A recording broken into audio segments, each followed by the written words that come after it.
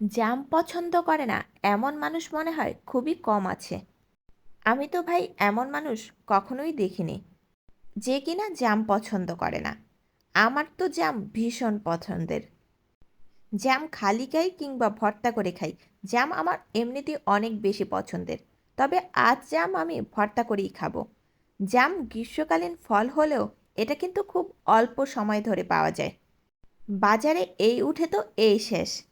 কিন্তু যখনই এই জামটা আমার চোখে পড়বে তখনই আমি এগুলো কিনে আনবই। আমাদের বাড়িতে জাম গাছ না থাকলেও আমাদের পাশের বাড়িতে একটা জাম গাছ ছিল। ছোটবেলায় আমরা ভাই বোনরা সবাই দুপুরে না ঘুমিয়ে চলে যেতাম ওই গাছের নিচে, আর সেখান থেকে আমরা জাম কুড়িয়ে এনে তারপর ভর্তা বানিয়ে খেতাম। গাছের নিচের থেকে জাম কুড়িয়ে এনে ভর্তা খাওয়ার মজাটা ছিল অন্যরকম, যেটা এখন আর পাই না। এই ইন্টারনেট আর ইলেকট্রিক ডিভাইসের যুগে আমরাই মনে হয় লাস্ট জেনারেশন যাদের জীবনে এরকম সুন্দর সুন্দর মুহূর্ত আছে ছোটবেলায়।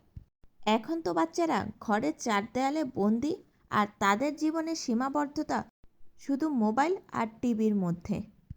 আমাদের ছোটবেলায় মোবাইলও ছিল না, ইন্টারনেটও ছিল না, তাই আমাদের ছোটবেলার মুহূর্তগুলি সবচেয়ে বেশি মধুর, যেটা এখনকার বাচ্চাদের মধ্যে কোনোটাই নেই। গ্রাম কিংবা শহর যেখানেই যাই না কেন, এখন বাচ্চাদের হাতে দেখি মোবাইল ফোন। যাই হোক, ছোটবেলার স্মৃতিচারণ করতে করতে আমার জাম ভর্তা কিন্তু রেডি হয়ে গেছে। জাম ভর্তায় সরিষার তেল দিলে আমার খেতে অনেক বেশি মজা লাগে। এই সবটুকু জাম ভর্তা কিন্তু আমি একাই খেয়েছিলাম। আমি যখন ভিডিও এডিট করতেছিলাম তখন আবারও আমার এই জাম ভর্তা খেতে ইচ্ছে করছিল। আজকের ভিডিওটা এই পর্যন্তই। আল্লাহ হাফেজ।